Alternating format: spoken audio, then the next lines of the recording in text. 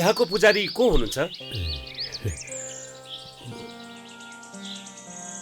मैले चिनी यहाँलाई। यो टिनको छाना फेरेर पित्तलको राख्ने, गजुरमा सुनको जलप राख्ने। 4-5 करोड जति लाग्छ त्यो सब उहाँले दिबक्सिन्छ। तपाईँले ठेक्कामा निर्माण गर्नुभएको सरकारी भवनहरू चर्किसके, पुलहरू बन्दाबन्दै भत्किसके, सडकहरू बन्दाबन्दै खाल्टाखुल्टु भइसके, देशका संरचनाहरू पनि त यो मन्दिर जस्तै पवित्र हुन् नि। त्यसरी कमाएको पैसाले हामी यो मन्दिर बनाउन दिँदैनौँ। छ्या, कस्तो खालको टुप्प्या पुजारी रहेछ भने। जाउँ हामी पूजा गर्नु।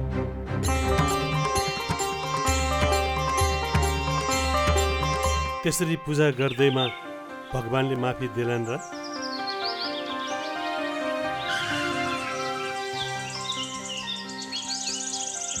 तपाईहरूलाई त मैले चिनिन नि। हामी अख्तियार दुरुपयोग अनुसन्धान आयोगबाट तपाईसँग केही कुरा सोध्नुपर्ने भएकोले तपाईँ हामीसँग हिँड्नुहोला। ए हजुर, दाइलाई फोन लगाइसौ न। उता गएर कुरा गर्न मिल्छ, तपाईँ हामीसँग हिँड्नुहोस्।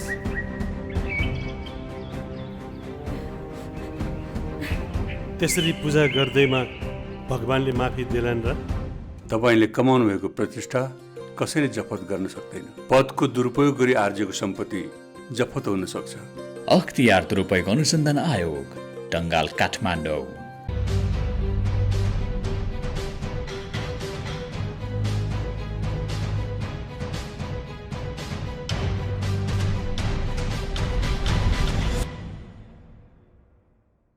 नमस्कार, कार्यक्रम सुशासन सवालको नयाँ अङ्कमा यहाँहरूलाई हार्दिक स्वागत छ। अख्तियार दुरुपयोग अनुसन्धान आयोग र नेपाल टेलिभिजनको संयुक्त प्रस्तुति कार्यक्रम सुशासन सवाल तयार पार्नका लागि आज हामी ललितपुर महानगरपालिका आइपुगेका छौँ। अख्तियार दुरुपयोग अनुसन्धान आयोगले दिएका सुझावहरूको कार्यान्वयन कस्तो भइरहेको छ, स्थानीय तहहरूले सुशासन प्रवर्धन र भ्रष्टाचार नियन्त्रणका लागि के गरिरहेका छन् भन्ने विषयवस्तुमा केन्द्रित रहेर आजको कार्यक्रम हामीले तयार पारेका छौँ। यो कार्यक्रममा विशेष गरी सरकारी र सार्वजनिक निकायबाट प्रवाह हुने सेवा, विकास निर्माण, राजस्व सङ्कलन, सार्वजनिक सेवा प्रवाह सँगसँगै अख्तियार दुरुपयोग अनुसन्धान आयोगका साप्ताहिक गतिविधि पनि हामीले समेट्दै आइरहेका छौँ। अख्तियार दुरुपयोग अनुसन्धान आयोगले बाराको कोलवी नगरपालिका वडा नम्बर 11 रामपुरवाका वडा सचिव विनोद प्रसाद शाहलाई घुस रकमसहित नियन्त्रणमा लिएको छ। वडा सचिव शाहले जग्गा नामसारी सिफारिसका लागि सेवाग्राहीसँग घुस रिश्वत माग गरिरहेको भन्ने सूचना एवं उजुरी निवेदनका आधारमा आयोगको कार्यालय हेटौँडाबाट गएको टोलीले 3,500 रुपियाँ घुस रकम लिइसकेको अवस्थामा रकमसहित कार्यालयबाटै शाहलाई नियन्त्रणमा लिएर थप अनुसन्धान गरिरहेको आयोगले जारी गरेको विज्ञप्तिमा उल्लेख गरिएको छ। यसैगरी आयोगले काठमाडौँ महानगरपालिका वडा नम्बर 14 वडा कार्यालयका वडा सदस्य वसन्त महर्जन विरुद्ध आरोप पत्र दायर गरेको छ। वडा सदस्य महर्जनले जग्गाको महियानी हक नामसारी राता प्रमाणित गरी मही प्रमाणपत्र र मालपोत तथा भूमि व्यवस्था कार्यालय काठमाडौँलाई सिफारिस दिनका लागि सेवाग्राहीसँग 2 लाख घुस लिएको प्रमाणित भएसँगै बिगो 2 लाख रुपियाँ कायम गरी आरोप पत्र दायर गरिएको आयोगले जारी गरेको विज्ञप्तिमा उल्लेख गरिएको छ।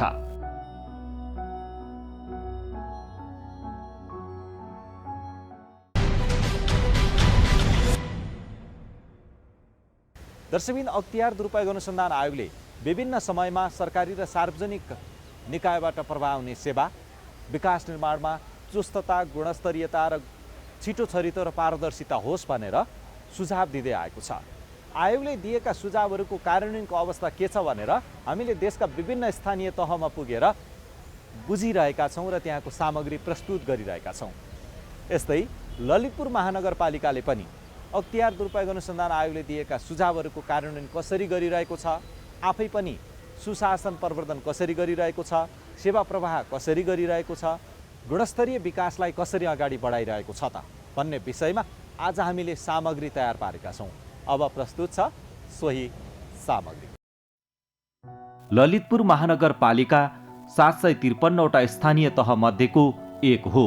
यस महानगरपालिकाबाट प्रवाह हुने सेवा र विकास निर्माणका बारेमा बुझ्न हामी यस कार्यालयमा पुग्दा सेवाग्राहीको त्यति धेरै चाप देखिएन।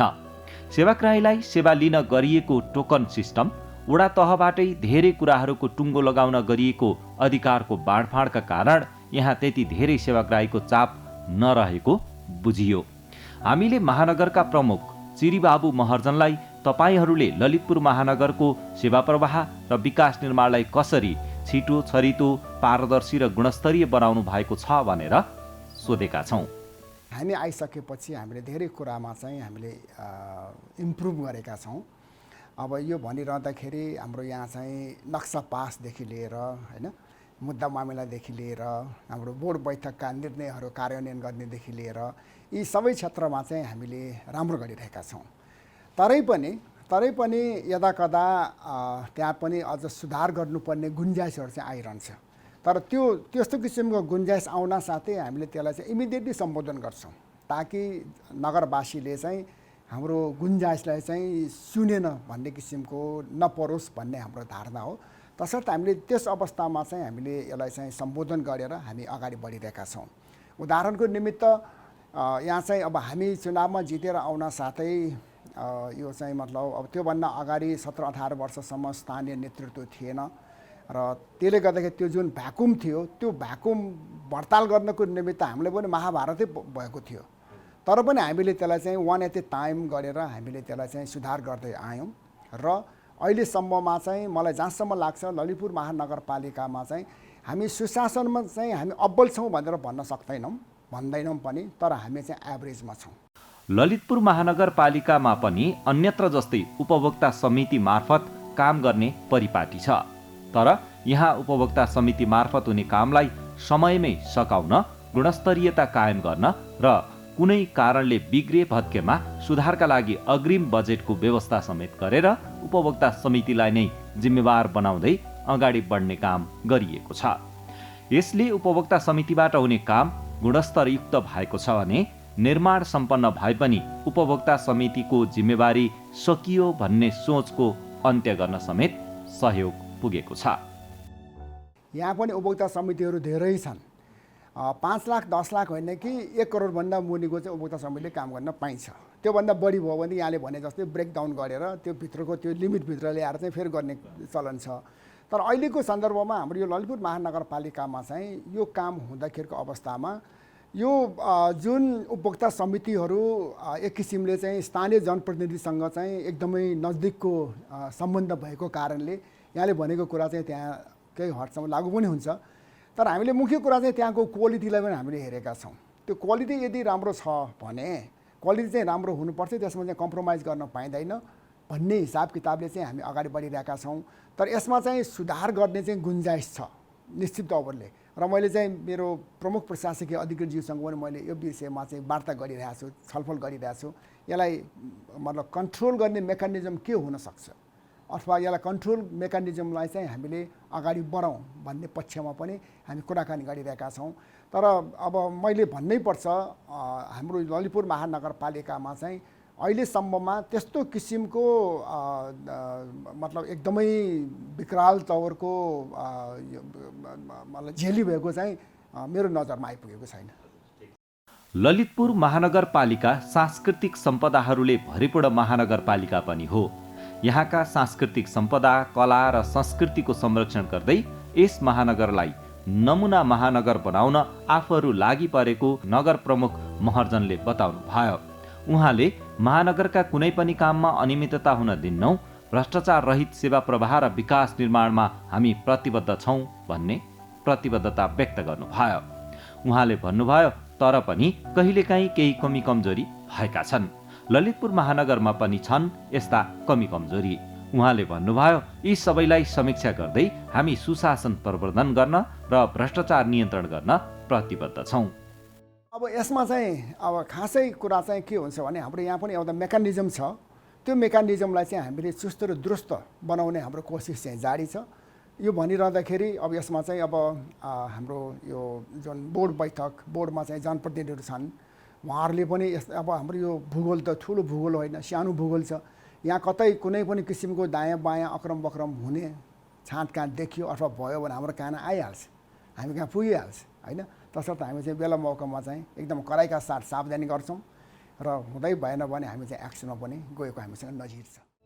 अख्तियार दुरुपयोग अनुसन्धान आयोगले प्रदान गरेको 61 बुँदे सुझावलाई पनि ललितपुर महानगरपालिकाले कार्यपालिका मार्फत निर्णय गराएर लागू गरेको छ। सबै वडाहरूमा समेत 61 बुँदे सुझावका बारेमा जानकारी गराइएको छ। आयोगले दिने सुझावले आफूहरूलाई ठूलो सहयोग पुगेको प्रमुख महर्जनले बताउनु भयो। उहाँले आयोगले गरेको काम सुशासन प्रवर्धन र भ्रष्टाचार नियन्त्रणका लागि सहयोग सिद्ध भएको समेत बताउनु भएको छ। यहाँहरूले जे सुझावहरू दिनुहुन्छ त्यस्तो सुझावलाई चाहिँ हामीले कार्यान्वयनतर्फ लाग्छौँ। उदाहरणको निमित्त यहाँले आजभन्दा 18-19 महिना अगाडि 61 बुँदाको एउटा दस्तावेज पेस गर्नुभएको थियो। त्यसलाई चाहिँ मैले बोर्ड बैठकमै त्यो प्रस्तुत गरेर सम्भवतः मतलब हाम्रो सबै सदस्यहरूलाई पनि मैले त्यो बाँडेर उहाँहरूले चाहिँ ल यो कुरामा तपाईँ चाहिँ केयरफुल हुनुहोस् है, केही छ भने न्यूनीकरण गर्नुहोस् अथवा त्यसलाई चाहिँ हटाउनुहोस् भन्ने किसिमका कुराहरू पनि हामीले व्यक्त गऱ्यौँ। र त्यसपछि अब हामीले यहाँ चाहिँ जे जति सुशासनको सन्दर्भमा भ्रष्टाचारलाई न्यूनीकरण गर्न अथवा हुनै नदिनको निमित्त म चाहिँ अलि बढी चनाखो भएर हेर्छु। म चाहिँ यो पत्र पत्रिकामा आएको कुराहरू, सामाजिक सञ्जालमा आएका कुराहरूलाई म इमिडिएटली म चाहिँ त्यसलाई ट्याप गरिहाल्छु र हाम्रो प्रशासन प्रमुखलाई अथवा सम्बन्धित विभागीय प्रमुखलाई चाहिँ के हो यो भनेर म चाहिँ सोध्ने गर्छु। र त्यसपछि त्यसको जवाफ मलाई चित्त बुझ्ने गरेर आयो भने ठिकै छ, होइन भने त्यसको चाहिँ त्यो चाहिँ कहाँ को व्यक्तिले चाहिँ त्यस्तो नचाहिने काम गर्न खोजेको म उसलाई नै बोलेर चाहिँ सोध्ने गरेको छु। तसर्थ मलाई जहाँसम्म लाग्छ अब मैले छैन नि भनेर त भन्न मिल्दैन। अघि भने जस्तै यहाँले नै मतलब हाम्रो कर्मचारीहरूलाई चाहिँ रेड ह्यान्ड भेट्टाएको थियो होइन, तसर्थ छैन भन्न त मिलेन। तरै पनि हाम्रोमा चाहिँ यहाँ अन्य स्थानीय निकायहरूको दाँजोमा चाहिँ यहाँ मतलब कमी नै छ भन्ने चाहिँ मेरो ठम्याइ हो। अहिलेसम्मको सन्दर्भलाई कोट्याएर हेर्दाखेरि चाहिँ राम्रै छ र आम जनताले चाहिँ ठुलो माछा समातेन, सानो माछा मात्रै समात्यो भन्ने कुरा पनि आउँछ।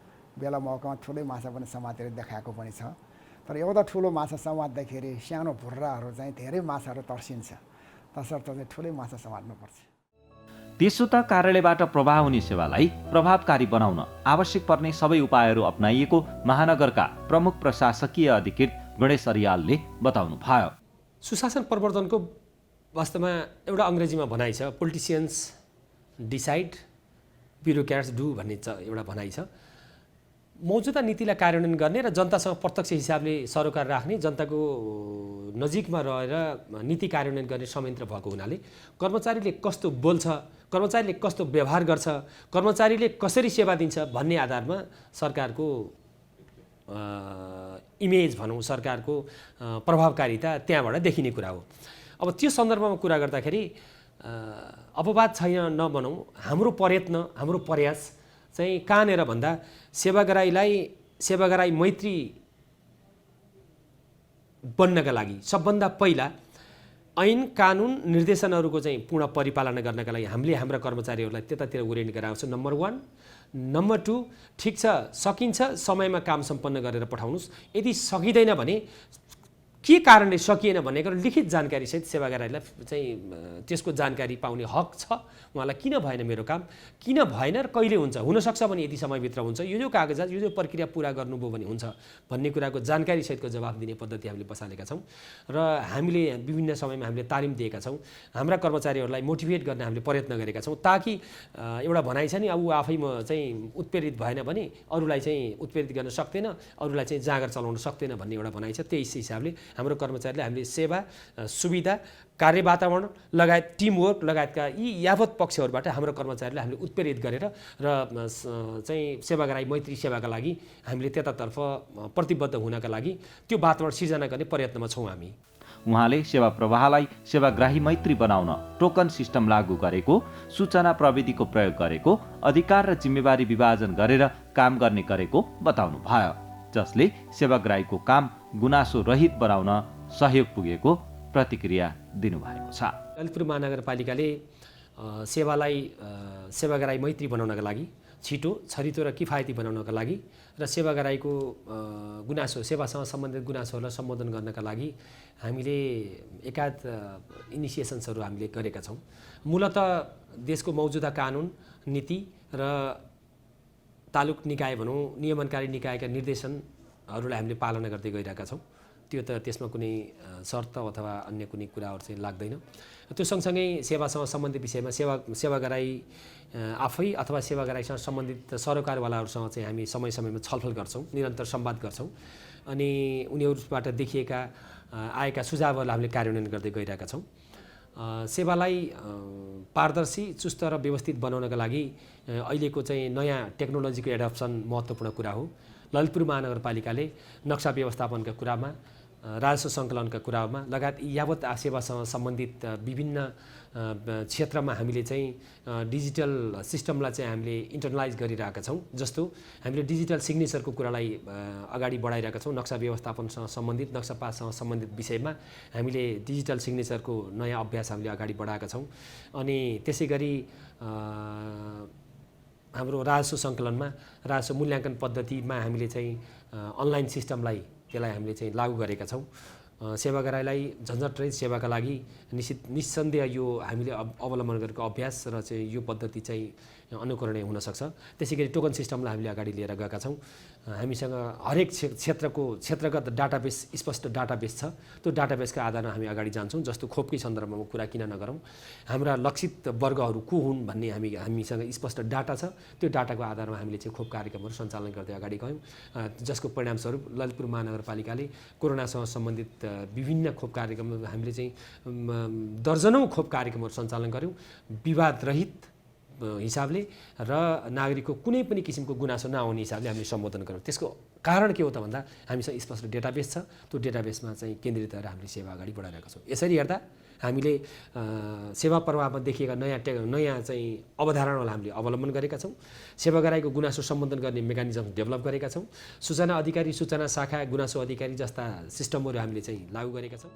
अहिले पनि ललितपुर महानगरपालिकाभित्र कतिपय काम उपभोक्ता समिति मार्फत हुने गरेको छ।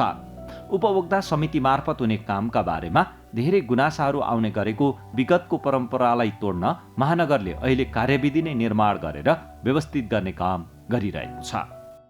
हामीले उपभोक्ता समितिले गर्ने काममा 10% उपभोक्ताको जुन जनश्रमदानको रकम हुन्छ त्यो रकमलाई नेपाल सरकारको छुट्टै खातामा जम्मा गर्नका लागि हामीले चाहिँ सबभन्दा पहिला सम्झौता गरिसकेपछि, सम्झौता गर्नुभन्दा अगाडि नै त्यो रकम जम्मा गर्न लगाउँछौँ हामीले। त्यसले चाहिँ एक किसिमको उपभोक्ता समितिलाई आफ्नो ड्युटीप्रति, आफ्नो प्रोजेक्टप्रति अलि बढी संवेदनशील बन्नका लागि सहयोग गर्छ, नम्बर 1।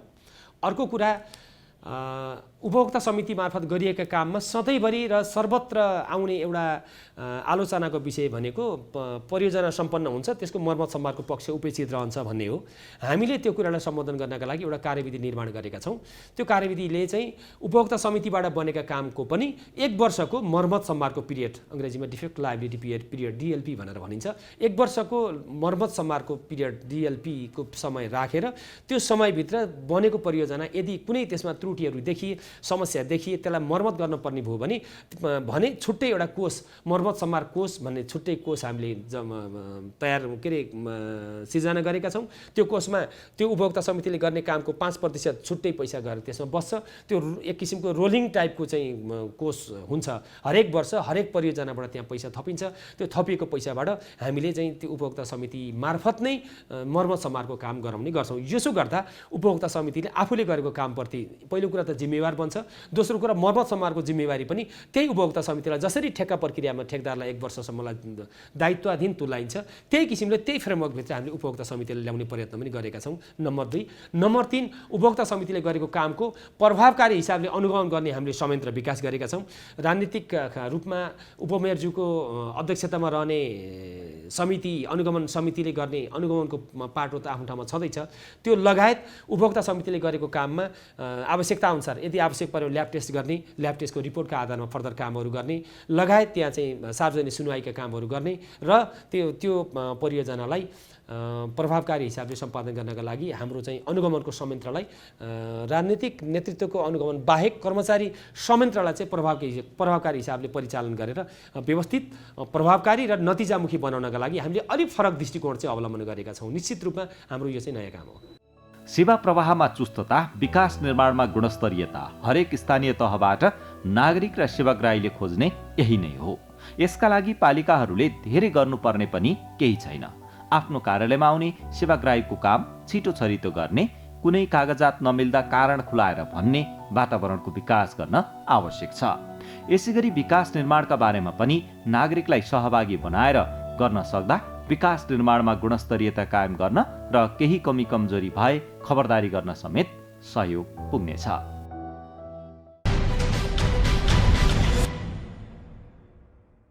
दर्शकबिन, सबैभन्दा बढी अहिले सेवाग्राही पुग्ने थलो स्थानीय तह पालिकाहरू बनेका छन्। स्थानीय तह र पालिकाहरूमा प्रभाव हुने सेवा छिटो छरितो पारदर्शी र झन्झट रहित भयो भने सेवाग्राही र नागरिकले पनि सरकारले छिटो छरितो र पारदर्शी ढङ्गबाट सेवा प्रवाह गरिरहेको छ भन्ने महसुस गर्न सक्छन्। त्यस्तै विकास निर्माणमा पनि गुणस्तरीयता कायम भयो र छिटो छरितो र पारदर्शी ढङ्गबाट काम भयो भने विकास निर्माण पनि राम्रोसँग अगाडि बढिरहेको छ भनेर सेवाग्राहीले, त्यहाँका स्थानीयले महसुस गर्न सक्छन्। त्यसका लागि सबैभन्दा बढी जिम्मेवार स्थानीय पालिका नै हुन् र त्यहाँ काम गर्ने कर्मचारी नै हुन्। त्यसपछि अर्को जिम्मेवार तपाईँ हामी सेवाग्राही र आम नागरिक पनि हो। आफ्नो थाकथलो आफ्नो स्थानमा हुने विकास निर्माण सेवा प्रवाहमा कहीँ कतै कमी कमजोरी भयो कि भनेर हामीले पनि खबरदारी र चासो राख्नु आवश्यक छ। जब तपाईँ हामीले चासो राख्न थाल्छौँ तब विकास निर्माण गुणस्तरीय हुन्छ, सेवा प्रवाह पनि छिटो छरितो र पारदर्शी हुन्छ। आज हामीले ललितपुर महानगरपालिकाको सेवा प्रवाह र विकास निर्माणको विषयमा यो सामग्री समेटिसकेका छौँ। अर्को साता नयाँ विषयवस्तुका साथमा उपस्थित हुनेछौँ। तबसम्मका लागि हामी सबैलाई बिदा दिनुहोस्। तपाईँले यो कार्यक्रम नेपाल टेलिभिजनको वेबसाइट www.ntv.org.np, त्यस्तै गरेर मोबाइल एप्स, अख्तियार दुरुपयोग अनुसन्धान आयोगको फेसबुक पेज, युट्युब च्यानल र वेबसाइटमा पनि हेर्न सक्नुहुन्छ भन्दै यो एउटा सन्देशमूलक जानकारी छाड्दै हामी सबै बिदा भयौँ। हवस् त, नमस्कार। बाबा, आज मेरो साथीको बर्थडे रे, पैसा दिनुस् न त, केही गिफ्ट किनेर लिएर जान्छु। ल 500। उहाँहरू कति धनी होइ बक्सिन्छ, कस्तो राम्रो घरमा बसी बक्सिन्छ, कस्तो गाडी चढी बक्सिन्छ। मान्छे धनी देखे कि खाइ बक्सिन्छ, गई बक्सिन्छ, चढी बक्सिन्छ, तर त्यो पैसा कसरी कमायो, त्यसको पछाडि के छ, केही मतलब छैन है। कसरी बिग्रियो हाम्रो समाज। अनि यो 500मा चाहिँ के आउँछ र के किनेर लिएर जानु के बाबा? त्यसो भए नजाऊ न। तिम्रो साथीको बुवा र म एउटै अफिसको, म भन्दा जुनियर हो, तर उसले पैसा कसरी कमायो, के गरी कमायो सब थाहा छ मलाई। तर म त्यसरी कमाउन चाहन्न। हे हजुर जहिले यस्तै गर्नुहुन्छ के? बस्नु सेक्ले, गए म किन अख्तियार जाने र? मैले के गरेको छ र? के गर्नु भएको छ के गर्नु भएको छैन उहाँ गएपछि थाहा हुन्छ। हिँड्नुहोस् न खुरुक्कन हामीसँग। के भो ड्याडी?